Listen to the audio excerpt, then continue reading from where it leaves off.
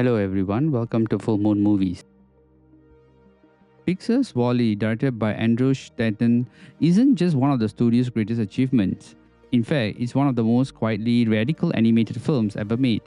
Beneath its charming exteriors lies a haunting reflection on consumerism, loneliness, and what it means to be human in an age of technological convenience.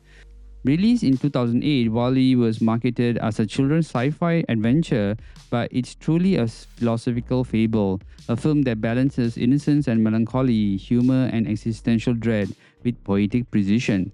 At its heart is a love story between two robots, the rusty, hardworking waste collector Wall-E, short for Waste Allocation Load Lifter in Earth class, and the sleek, advanced Eve, which is also called Extraterrestrial Vegetation Evaluator.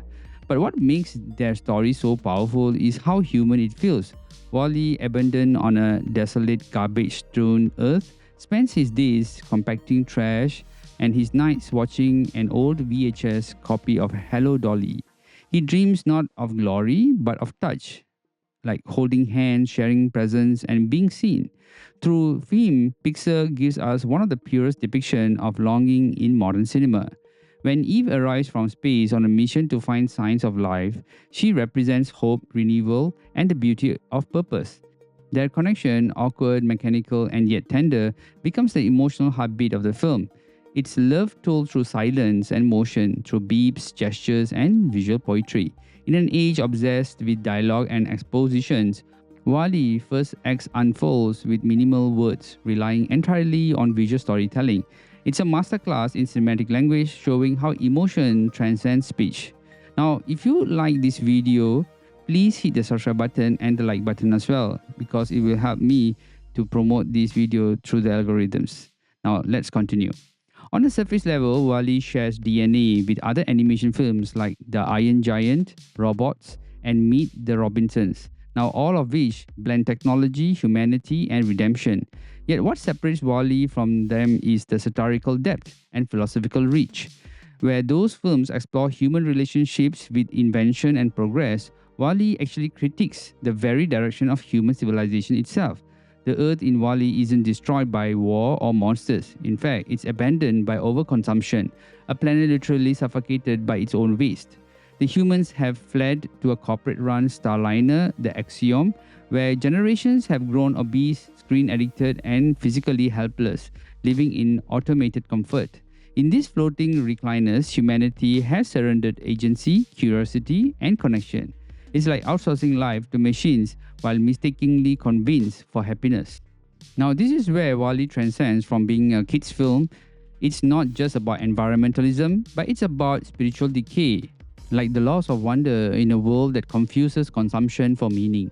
When we first see the humans aboard the Axiom, their society looks eerily familiar, like personalized screens, instant gratification, endless advertising, and a CEO who speaks in slogans. It's satire drawn with Pixar's precision, but yet bright, funny, and terrifyingly plausible. The by and large corporation that governs everything isn't a cartoon villain. In fact, it's the logical end of consumer capitalism, a world where every problem is solved by more consumption until there's nothing left to consume. And yet, the film's critique isn't hopeless. Through Wall-E's innocent persistence, humanity finds its mirror, like a being without cynicism who remembers what it means to care. When Wall-E holds onto a tiny plant sprouting from garbage, he actually protects it like a sacred relic. That plant becomes the film's spiritual symbol, like life, responsibility, and the rediscovery of purpose. Eve, which is designed as a tool of logic, learns compassion through Wall-E's selflessness. Humanity, in turn, is reminded that progress without empathy is regression.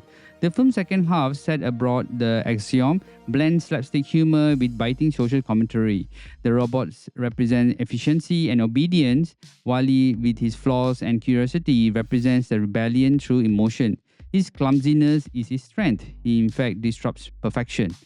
As he and Eve unintentionally spark chaos among the ship's automated systems, they awaken the human from their inertia. One of the film's most poignant moments comes when two passengers, disconnected from their screens, finally see the stars for the first time. It's like a metaphor for rediscovering awareness.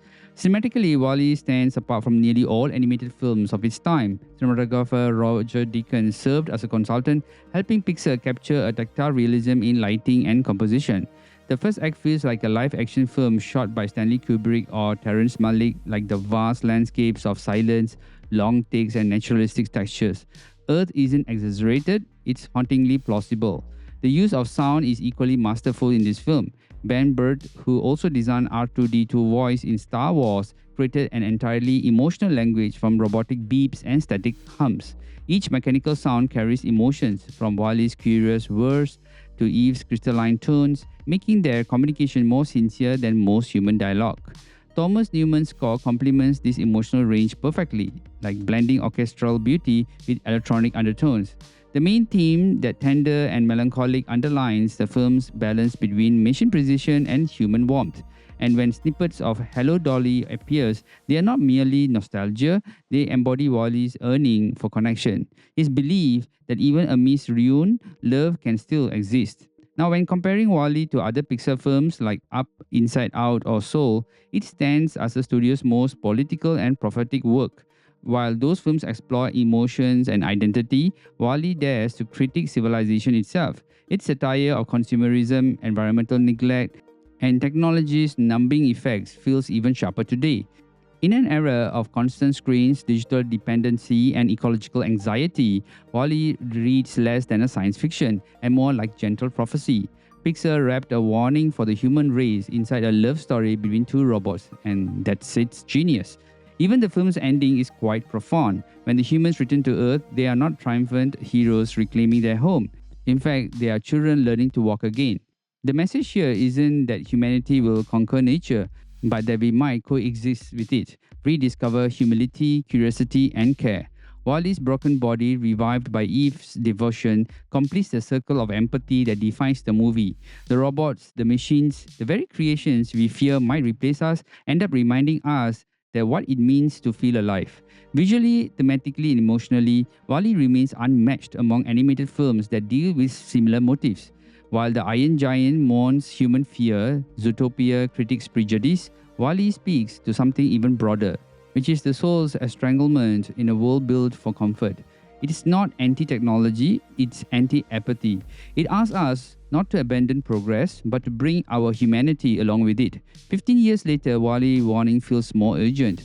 Our oceans drawn in plastic, our attention is consumed by algorithms, and our empathy is fragmented by convenience. And yet, like the film's final shot, a small green sprout piercing the soil where hope still persists.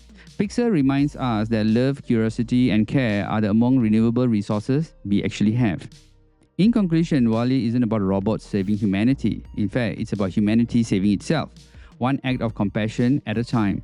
Beneath its rusted mental heart lies one of the most human stories ever told, that love, even in the smallest form, can outlast our mistakes and remind us that we were always meant to do more than just survive. We were meant to care. Now, this movie is a must-watch.